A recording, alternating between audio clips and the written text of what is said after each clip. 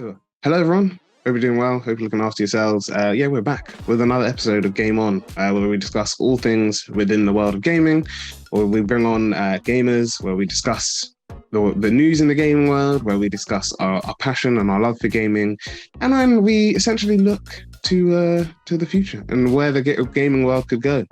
But we've got amazing guest speakers today from an amazing organization called Melanin Gamers. And as I've always said, I can't describe or I can't give, credit where credit's due when it comes to our guest speakers, because I won't be able to, sell the passion or to make it seem as good as sell them essentially. So instead, I'm going to hand over to our guest speakers today, Alan and Annabel. Could you just please let us know a bit more about yourselves? But also, and I think that's our first question actually. So, could you also let us know a bit more about Melanin Gamers, as well? Sure. Hello, everyone. My name is Annabel, or creatively Anzi, as I'm known online as, and I'm the founder of Melanin Gamers, which is a gaming community that promotes inclusion and diversity in the video games industry. How we do that is threefold: panel talks at different conventions, schools, colleges, and universities. Workshops as well about content creation, gaming, how to get into the industry, that sort of stuff, networking events, tournaments, and then we also showcase industry insiders on our various different platforms. Nice to meet you. I guess it's my turn. What's going on, people? My name is Alan, or I've gone by multiple identity theft. So I've gone by many names. Most of my enemies call me Obsidian Fury. They call me Dark Knight. They call me Devil's Advocate on occasion. But primarily, I go by Alan. That's my government name. So that's what I'll be using. I am the researcher for Melanin Gamers, and my role essentially is to do what I do. All of us wear many different hats, but essentially what I do is I do the research behind our panels that we do at different conventions and companies. And essentially it's my job to make sure that we're factually correct and make sure that our logic is completely synced. So we make sure that everything that we're saying is backed up by facts and evidence, or we make sure that it makes sense in a logical point of view.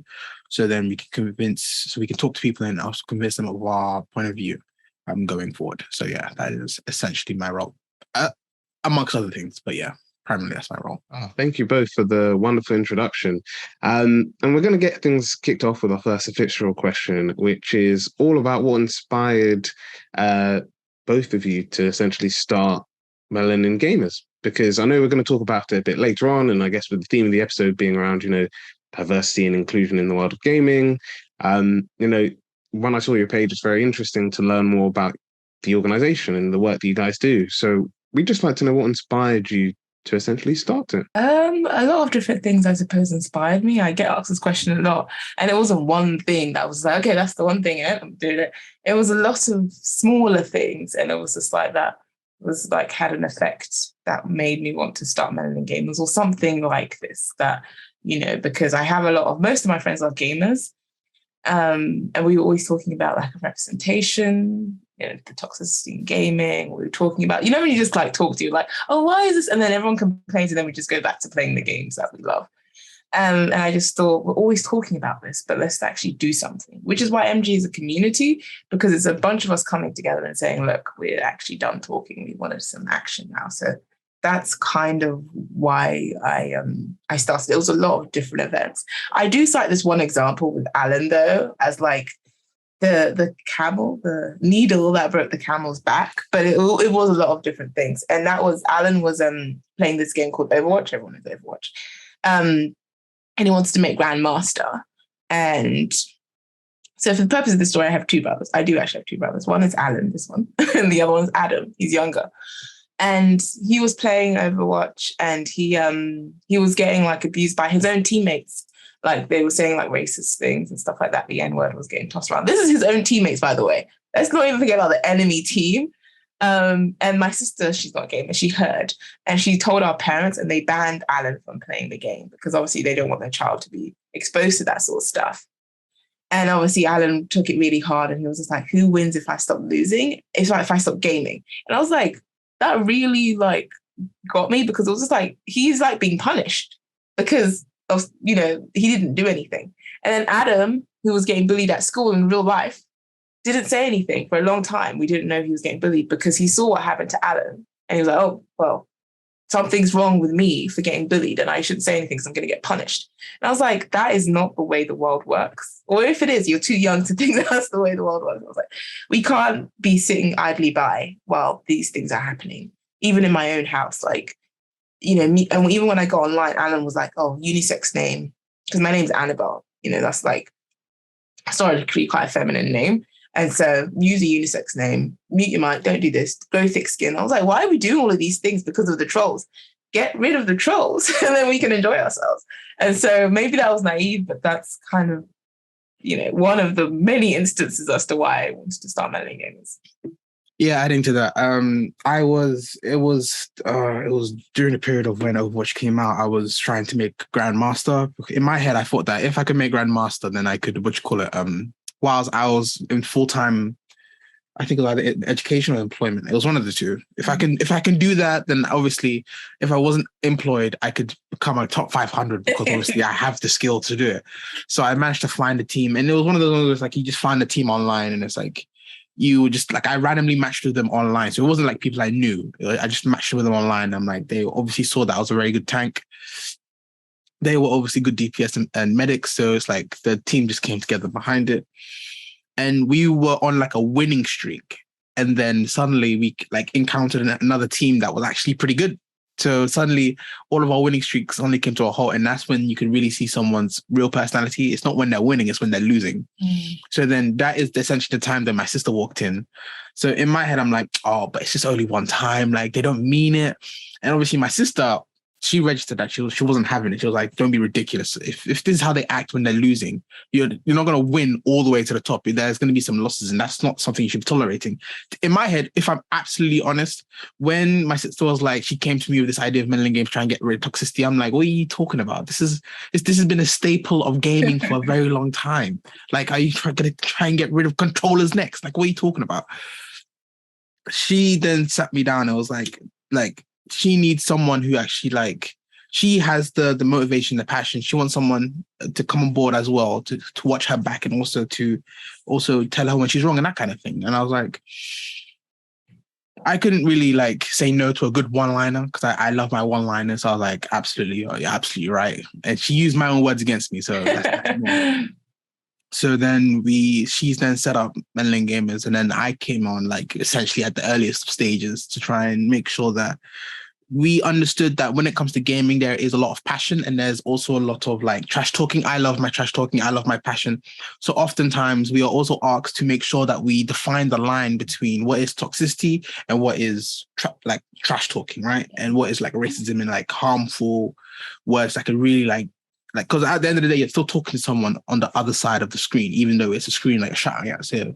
We oftentimes have been looking for ways to try and define the line between what is toxicity and what is racism and what is toxicity and what is harmful toxicity. So oftentimes we're looking for ways for that using the example of my Overwatch experience. And yeah.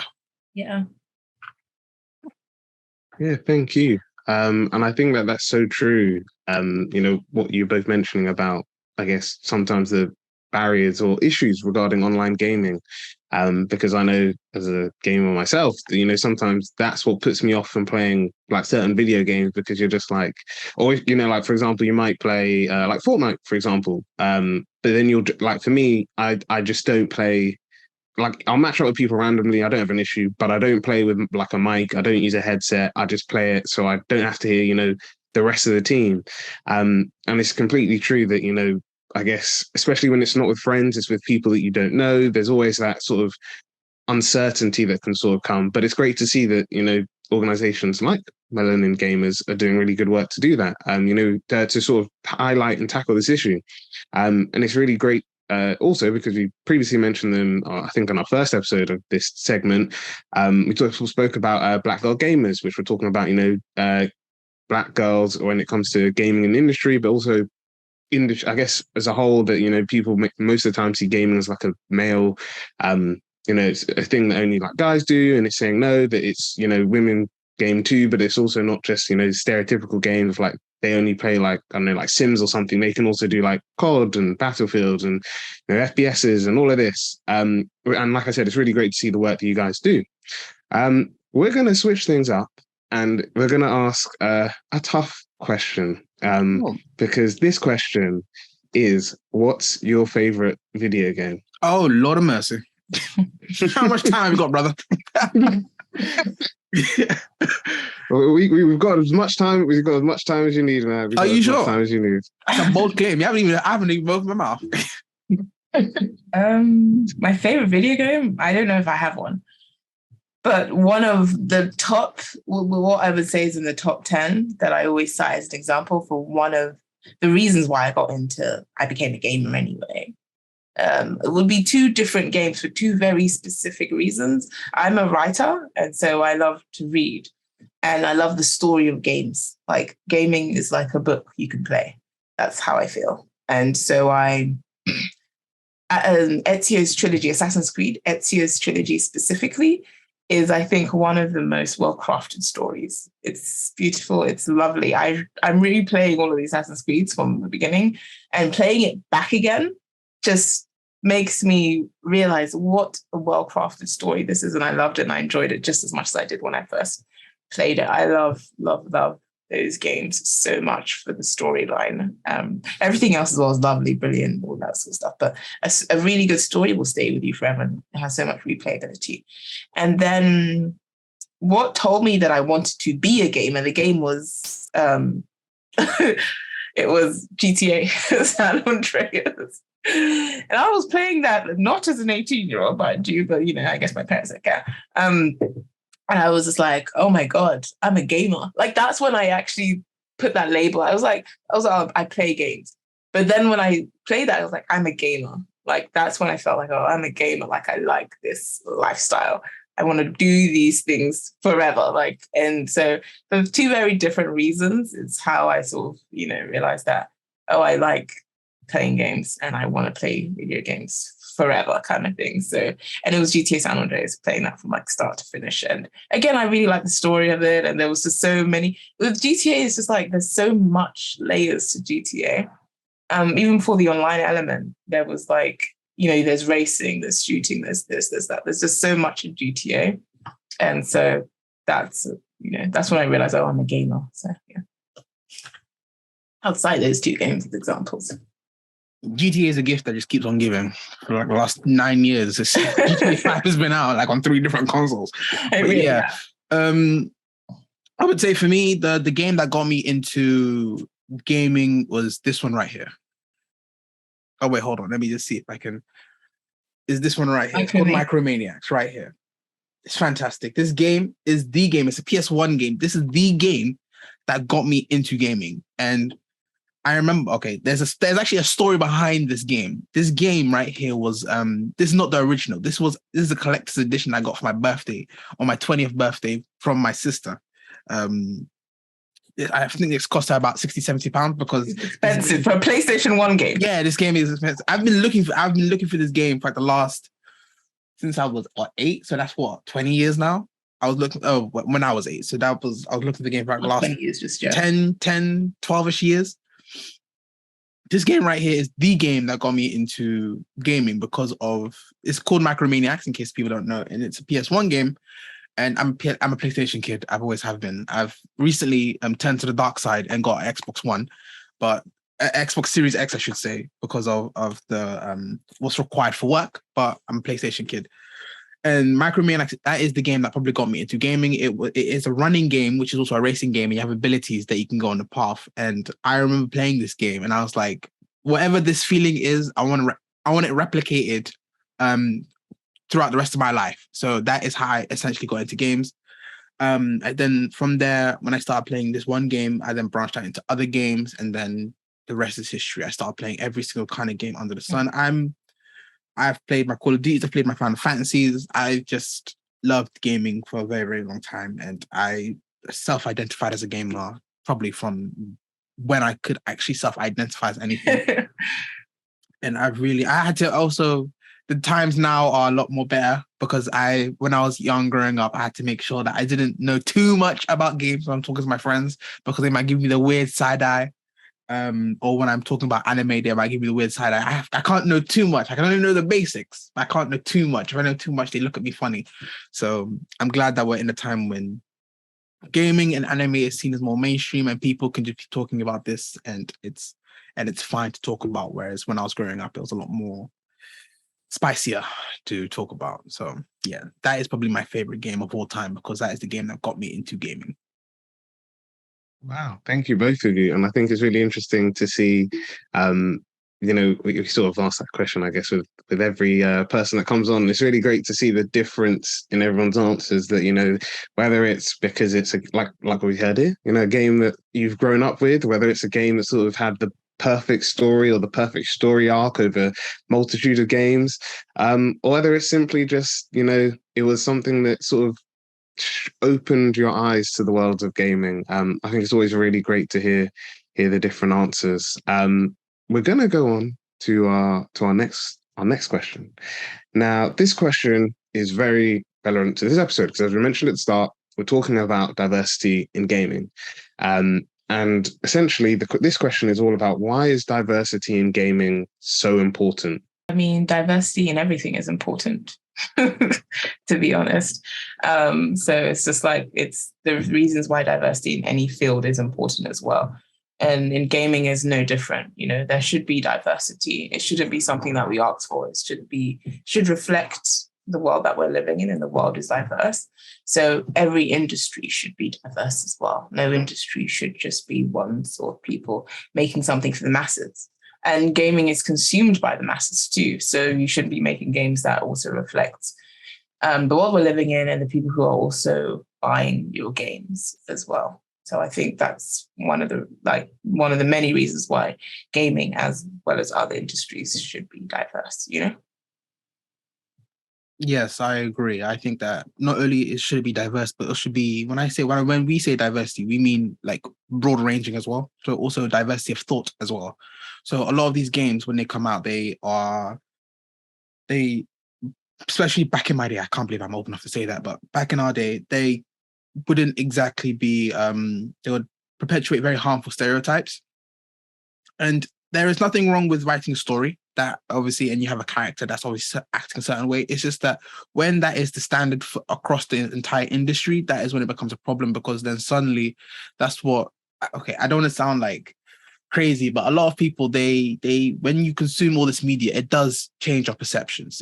We have to be honest. When you're watching TV shows and you only see that the black people are like the savages and they're only riding horses, that has a perception that can change your perceptions. Or when you're watching the news and all you see is whenever you see a person of color on TV, they're always like wrapped up in some kind of crime, like some kind of drugs or something, that changes your perception. So I don't think even though it's just a story, I don't think it's enough to then say that if you want to write a story like that, that's absolutely fine. But when that's the only story within the industry, that's when I think it becomes a problem, because that's when it perpetuates harmful stereotypes.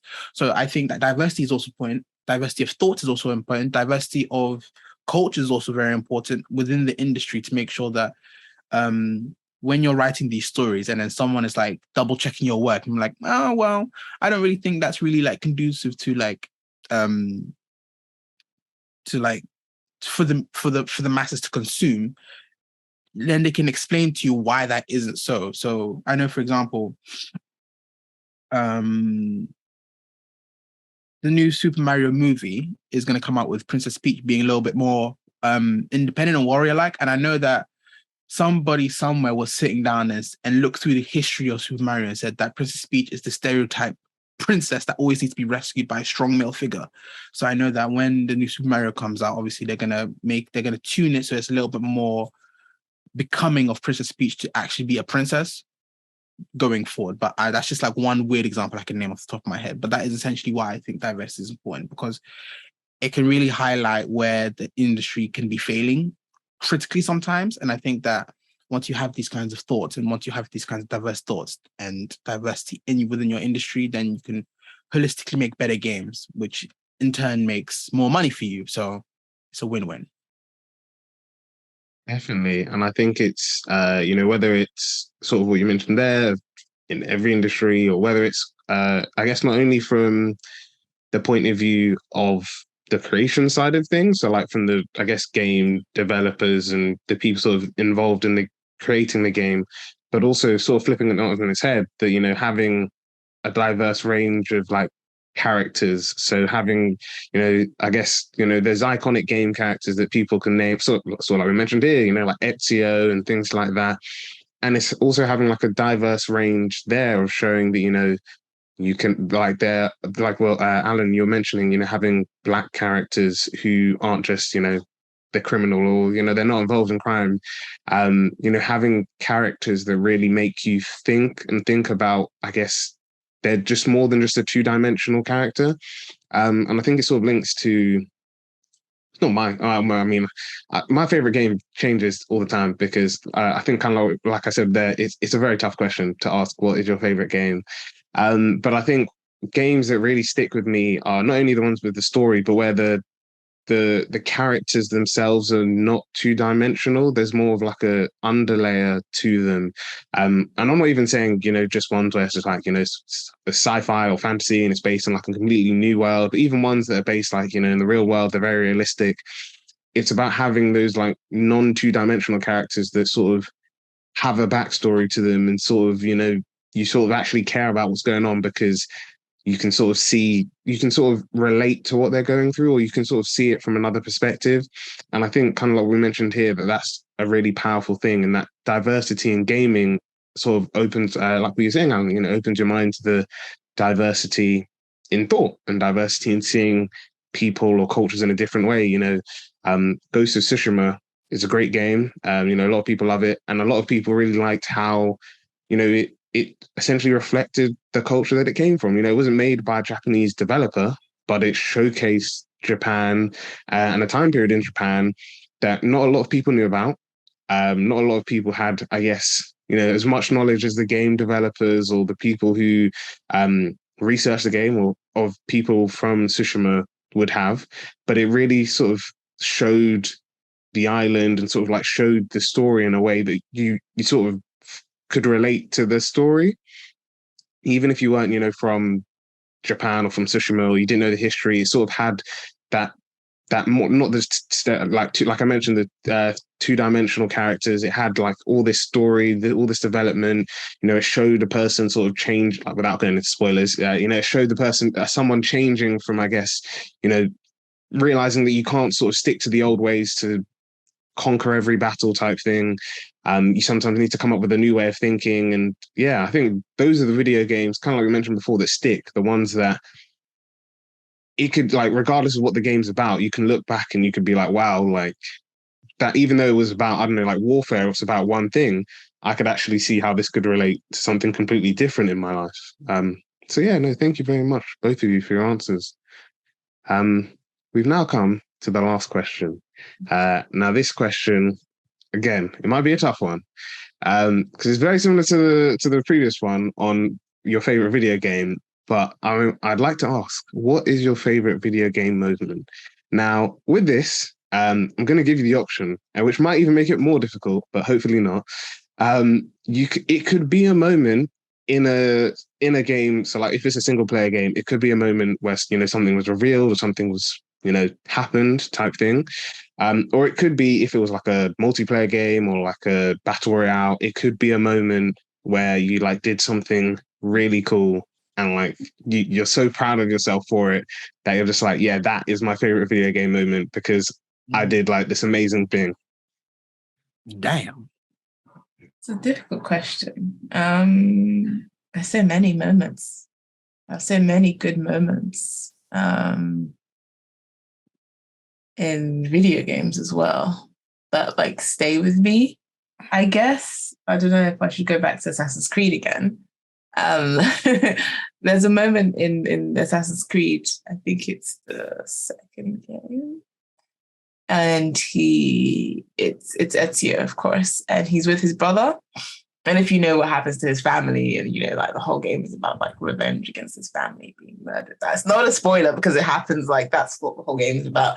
And there's a comment that his brother makes, and he says that, and it's not the iconic Assassin's Creed line, nothing is true, everything's supposed to. It's what he says, it's a good life that we lead. And he's like, may it never change. may never change us. And I absolutely love that moment. And it just shows the family aspect of him and his brother and his family and and then I really like that line as well, like, may life never change, it's a really good life, may never change, it may never change us. It's wonderful. And I love that moment. And the thing is, so much nostalgia. It's so much nostalgia when I watch it back. It's just like, I love this game so much, So that's probably one of my favorite. I was going to pick a Last of Us scene because I've just watched the HBO and I was like, oh my God, it's so good. It's so good. Like, I love Last of Us. It's like, oh my God. But one moment, that would be very difficult to pick, like, there are so many moments in The Last of Us that I absolutely adore. But I think if I pick a moment, it was definitely Ezio. And that scene really speaks to me. Now Alan's going to pick The Last of Us, isn't he? No. I'm not going to be evil. I'm not going to be I'm not going to be devil's advocate today. Okay. Since Andy picked a single player, I suppose it's best if I pick a multiplayer moment when I've had many stories because obviously Anzi's more of the like single player. She likes playing with people. I'm more adversarial. I like playing against people. Someone has to lose. That's just me. Like I that's how I play my games. So I would say that a good gaming moment for me that I've always remembered was the time I met. Andy knows this story. It's the time I met a person by the name Breadington. _Breadington. I will never forget this person. I will never forget this person ever in my life. Never. Ever in my life will I ever forget this person. This was during the times of Division, the first one, Tom Clancy's Division. Such a brilliant game. This game, okay, before like all the microtransactions like buried it into the ground, this game was mwah. It was just fantastic. The gunplay was amazing. The graphics were decent. But what really sold it for me it's called the Dark Zone. And basically, essentially what it is I describe it as the Wild West, where you would run into people and you didn't know if they were like friendly or not. And they would, and because of the proximity chat, it just ramped up the game to like 11. It was so much fun because you didn't know who was going to betray you. You didn't know who was around the corner. There was NPCs in that zone and they were also like gassed up to the 11. It was amazing. And this is what happened. So if you didn't know, you can, in this game, what you could also do is you can go online. There's online features where you can go online and you can play story missions together, right?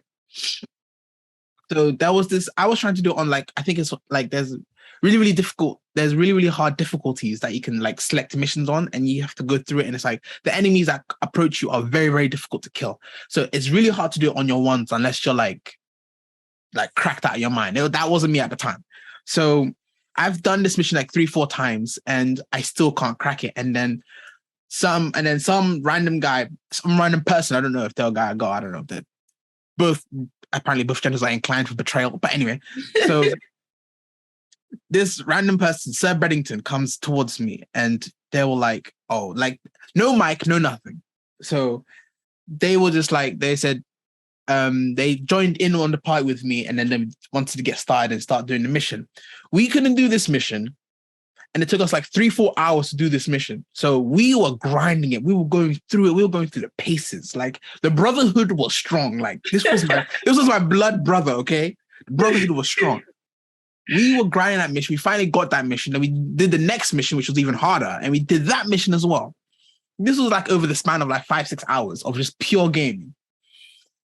Finally, we finished both the missions, and then he like said that, do you want to do? He turned on his mic or their mic, and they said, oh, do you want to do some Dark Zone? I was like, okay, bet. You're my brother. We've been through the grind together. Like, let's go to the Dark Zone and get some loot. Like, I trust you. That was my first mistake. We went into the Dark Zone. We went to go get a drop. We got one drop. Then we got another drop, and on the third drop, this has been on the third drop, there's an action which you can do in the game where once you call in a helicopter, you put your loot onto the helicopter, and then what someone can do is that they can they can cut the loot, and once they do that, they become notorious, essentially. So once they try and cut the loot, they become what's called a dark agent, where it's basically full of betrayal, right? When you become a dark agent as well, the whole map knows where you are. Yeah. Like, you don't become a dark agent easily. Exactly. And this is where the betrayal comes in, okay? Because that was smart. I'm not gonna lie to you, that was smart. So then I put my loot on the okay, to be fair, I knew he was acting kind of shifty. I'm not gonna lie to you, it was acting kind of shifty. They were acting kind of shifty. I put my loot on the helicopter, then he put his loot on the helicopter. Then I saw him. Then the action of doing it is like really that like the action of doing the actual betrayal is really, really slow. So I see his like character model moving mad. So he starts like doing this thing where it's like he's pretending to cut it. He's not really cutting it. He's pretending to cut it. He's not really cutting it. And I'm like, this whole snake, this man, how dare he betray me? So then I did the logical thing. I shot him. I shot him in the back. I'm not proud of it, but that's what I did. I shot him in the back. What I didn't realize is that he was doing this on purpose. What happens is that when you do this like motion and it's like you're pretending to do it, you don't actually become a dark agent. So you're still a regular agent. So then when I saw that and I shot him in the back, I became a dark agent. I'm like, brother. And I'm like, why am I the dark agent? This guy was obviously trying to steal my stuff. Why am I the dark agent? Whole wide map. Ping, and then it just so happened after I downed him, it just so happened that there was someone else that was right around the corner that like they were rolling a 3-man squad deep, so they were like kitted to the nines. This was like Task Force X that was coming down to break my chops. Okay, they then came in, saw what happened. They just see Sir Breadington lying on the floor like in revive mode. They see me like my gun barrel still smoking, and they just turn to me and they just open fire and waste me. I then go down and I see them revive Sir Breadington. Sir Breadington, he then finishes me off. He then shoots me and kills me. For the rest of that night, I was searching every kind of like, what's it called? Every kind of time zone. So I went to the NA servers, the European servers, the Japanese servers. I was looking for Sir Breadington for the rest of the night. I couldn't find him. To this day, I'm still salty. To this day, I'm still salty. And I just couldn't find him. I know that I did some things in search of Sir Breadington. It's like a pure revenge story. I did some things I'm not proud of, okay? I killed many people. I ran into 3 squad. I ran into 3 squad again. But this time, I think I had my sister and our friend. So that means I was also in the 3 squad. I had to kill them. So to that day, I am still sorry to Anzi for making her a dark agent, because once one person's a dark agent, you're all dark agents. So to this day, I'm still sorry. I'm not really sorry, but I'm sorry that it happened. Actually, I'm not even sorry that it happened. I'm sorry that you got. You're not sorry at all. But I'm not sorry that happened. Like, I saw them and I saw their name. I'm like, yeah, like the AK, like the big AK, which is like a light machine gun. Yeah, it's a wrap. Like, as soon as I saw them, I opened fire. Like, straight homicide, no questions asked. But yeah, that story is probably one of my favorite gaming moments, because of just like the betrayal. And that's what like that story is what like is the epitome of what I thought the Division was to me. It was like just like betrayal, gunfights, dark agent, loot. That's all that game was to me, and I think that story highlights it the best. But yeah, that is essentially one of my favorite gaming moments of all time. Sir Breadington. # Sir Breadington. Never forget. Never forget. He's notorious in our household, you know that. Never forget, because I was screaming his name when he was doing it. So it's like my sister was like, "What's going on?" I'm like, "Sir Breadington! It's Sir Breadington!" Who knows? They might be watching right now. I hope so. Be like, I'm gonna find you. Oh man, but no, the Division's a great game, man. But that honestly, I'm telling you, if Netflix or Amazon don't get in touch, because they I think they are doing a Division TV show or film. Yeah. So you never know. They might come to you and just be like, "Can we use this for an episode to just showcase the betrayal and the hurt that happens in the Division?" I don't think that would be conducive for TV audiences. The betrayal is too much. Red Wedding Part 2. But no, it was really great. I think to add mine, I'll do a bit of both. So for a single player one, I think my favorite moment, again, it's a tough question, but I think one that's sort of stuck with me for a long time was God of War 2018. So at the end, when Kratos is fighting Baldur, which is a big bad, just before I mean, it's been out for ages, so I don't think I need to say spoiler, but if you haven't played it, then spoiler. Um, but just before he like kills Baldur, Baldur's just like, no, he wants to, take out his mum, he wants to kill her, and he's just like, no, we have to be better. And I think for me, even like Ragnarok itself, I liked. But I think for me, it sort of like highlighted his shift in the character. And I guess from hearing, I guess from other people, I guess the impact it had on them. So obviously I'm not a dad, but like if some people are saying like it was interesting because it sort of showed that I guess when people become parents or like become people, I guess when you sort of grow older, you sort of see things completely differently. And you've sort of just like, yeah, when I was young, I was, maybe a bit of a mess and I was doing all these things, but we've got to be better, not only for ourselves, but also for whether it's our children or our siblings or like for people who look up to us. And yeah, I think for me, it was just like, it just sort of like showed his whole character arc and sort of showed how he like shifted who he was as a character and as a father, and showed his priority. So yeah, that would be my single player moment. My online moment, for a period of time, I need to go back to it, but for a period of time, loved the Titanfall 2 multiplayer. I was enjoying it. It's a quality multiplayer. If you haven't played it, I would recommend get the game. The story, the single player story is great too, but the multiplayer is just so fun. But for me, whether my team like won or lost, I like obviously we always wanted to win, but even if we lost, we'd go for. Oh yeah, see, look, it's the games like that. I definitely would recommend. Yes. But for me, it was when it got to like the evacuation. There was like one where I'd like my whole team. So it started the evacuation. So for those who don't know, if you lose the match, you basically have to evacuate to your ship to get taken off the planet. Your ship can still be destroyed by like enemies. But yeah, you have to like time it right that you're not, because the ship takes, I think it's like 60 seconds to arrive. Yep. And then it's only there for like, I think maybe 20 seconds and then it's gone. So you can't even wait at the extraction point like the whole time, because if you try it, the enemy know where the extraction point is as well. So if you try and get it early, you're basically going to get taken out of the map. So for me, my team lost and it like got to the extraction point.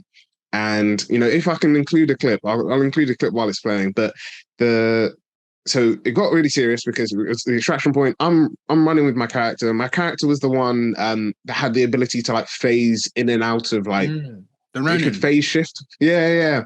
So basically, like I think at least two people on my team have been taken out. It was coming like the ship was just about to arrive. I was like across the map.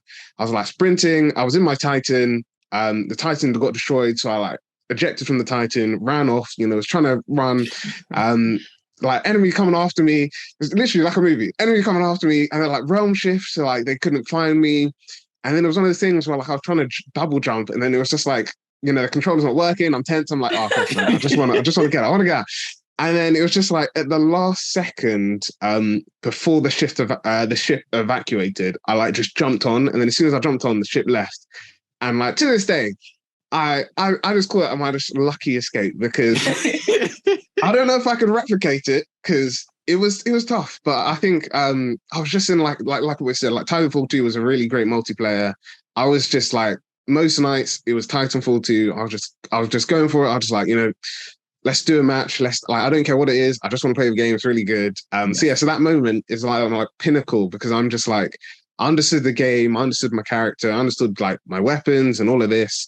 And I was like, okay, I've planned out my way to escape. Using the Ronin, I was just like, because of realm shift, I can make sure that like just before I get there, they can't see me and I can disappear and not take damage.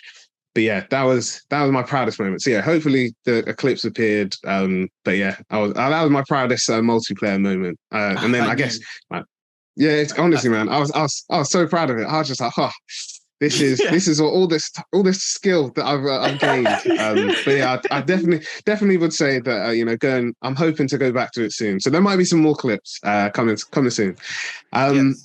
But yeah, I wanted to say a huge thank you to both Alan and Annabel for being on the podcast today. It was amazing to learn more about Melanin Gamers, but I think it was also amazing to learn about your gaming experience and to hear gaming moments.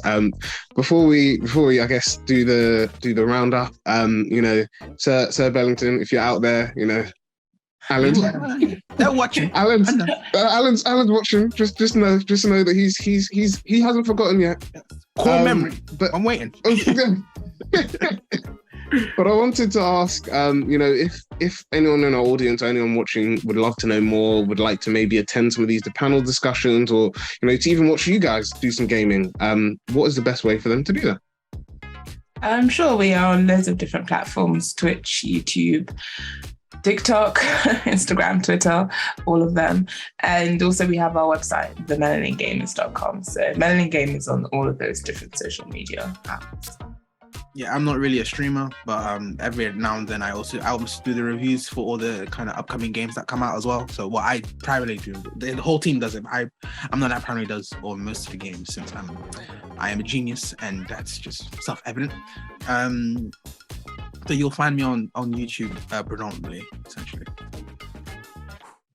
Perfect. Thank you. And as always, thank you to you, our wonderful audience. If you like this video, a like, comment, and subscribe is always appreciated. If you want to make sure you don't miss the next episode, then just click the notification bell so you can keep an eye out for when it comes out. And finally, if you're looking to support the podcast, because we can't do this without your help, or if you'd like to receive some perks as well, then please check out our Patreon page. The link is in the description. But yeah, that's a bye from us here. Keep on gaming, or keep on gaming on, I guess to fit with the title. And yeah, we'll see you on the next episode. And yeah, take care and have a nice day.